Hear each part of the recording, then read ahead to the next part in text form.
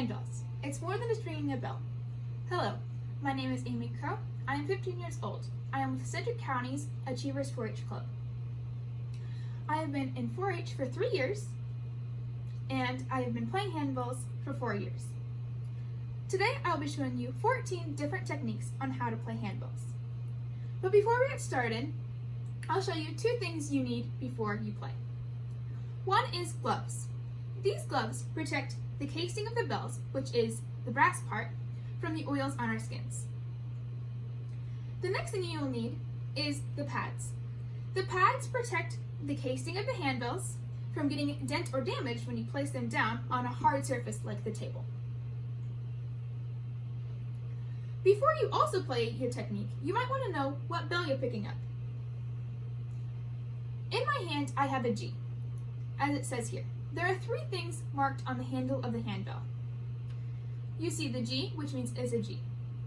There's also a 6. There are 9 octaves in a handbell. Choir. This is not the G above middle C, but the next one, so 2 octaves above middle C. You will also see this little bell. This little bell is only printed on one side of the handle. This tells you if your handbell is right side up. Where the clapper, which is the middle part, hits the casing should be where you ring, and that's what the little bell tells you.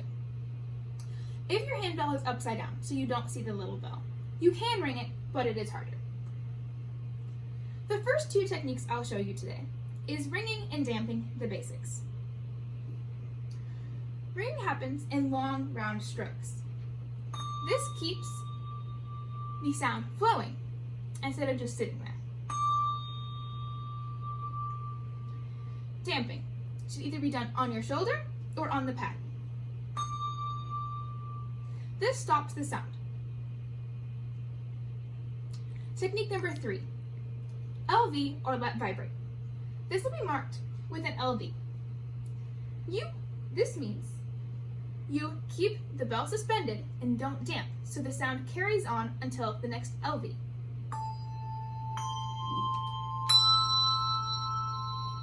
When you see the next LV, you will damp and start again. If you come to a ring, that means you will ring and damp as normal.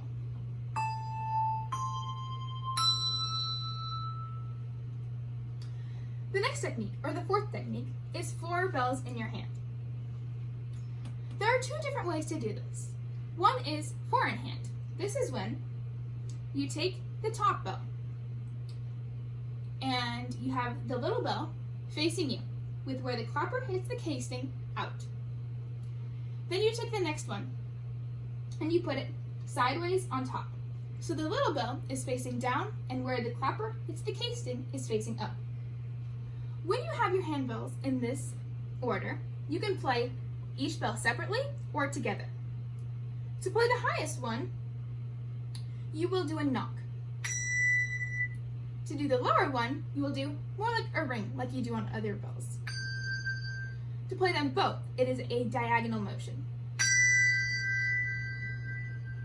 The next way you can do 4 in hand is called the Shelley. This is when the first bell is placed like normal, like we did in the last one, but the next bell is placed on top. Both bells, little bells, are facing the same direction, and where the clappers hit the casing is also going the same direction. When you have your bells set up this way, you can't play one or the other. You have to play them both at the same time, and it is a knock. Technique number 5, the gyro. This is when you have your bell. You ring it and move it in a clockwise or counterclockwise motion. This creates a vibrating or vibrato sound.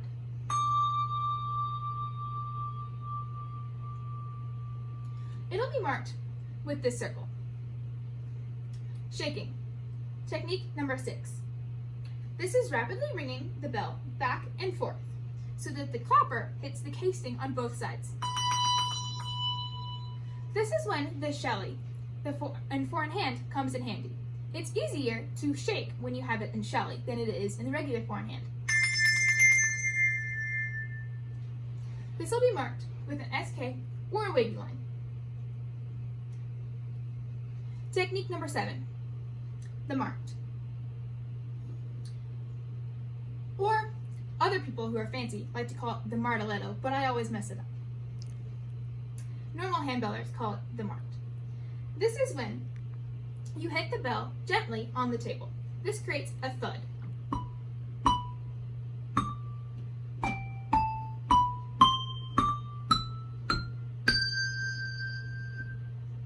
The last thing I did on the last note is called a marked lift.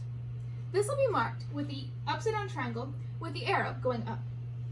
This means you hit the pad and then bring it up to continue the sound.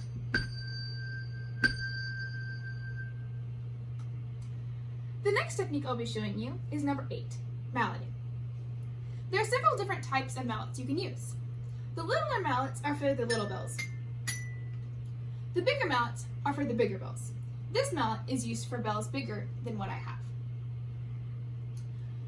If you are marking, you will see notes like the sections like this on your music.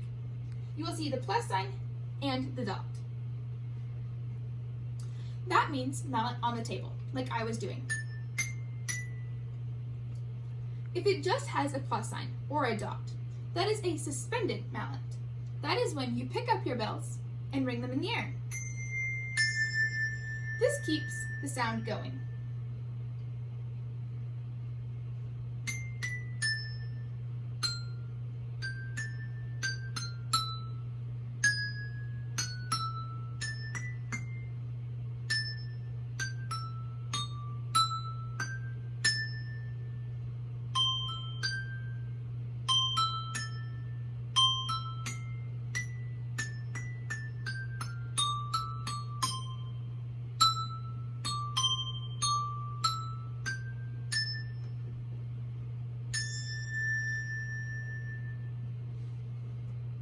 Technique number 9, the tower swing.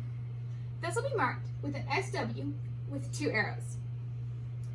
This is when you ring the bell and bring it back and forth. When you bring it back, it decreases the sound, and then when you bring it back forward, it increases the sound.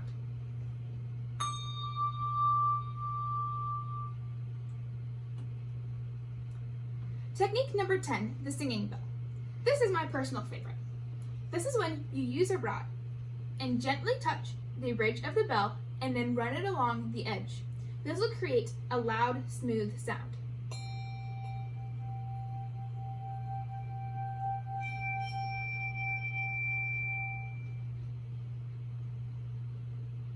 Ring touch, technique number 11. This is when you quickly ring and damp as fast as you can. This will be marked with a capital RT.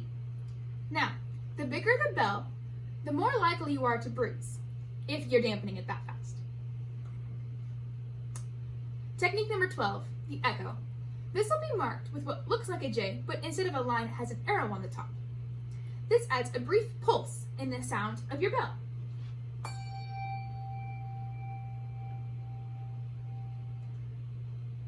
Technique 13, plugging. You can see it is marked with a PL above your note. This is accomplished by putting your thumb and your index finger on the clapper. You then force it against the casing to create like a thud. I do it on the bigger bells. You can do it on the littler bells, but it's easier to see. Technique number 14, the last one. This is what's called a thumb damp, marked with TD. This is similar to plucking or marking or malleting. It's a staccato sound. You use your thumb to stop the vibration of the bell. With the bigger bells, you might have to use more than a thumb. It doesn't stop all the sound. And if that's the case, you can use 1 or 2 or even 3 fingers to stop the sound. There are many other techniques, as you can see from my list, that you can do. I just did some of the most common ones.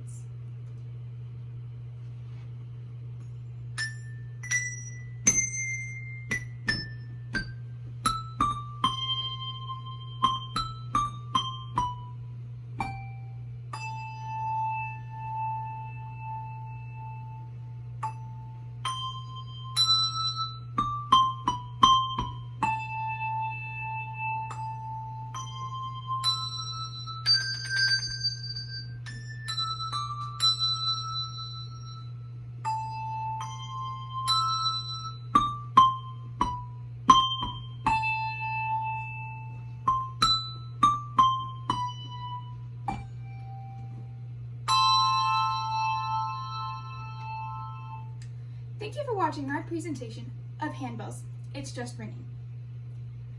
Clearly from the last song, you can see there are lots of markings, techniques, and symbols you'll have to recognize before you play handbells. It's fun, but it's more than just ringing a bell. Thank you.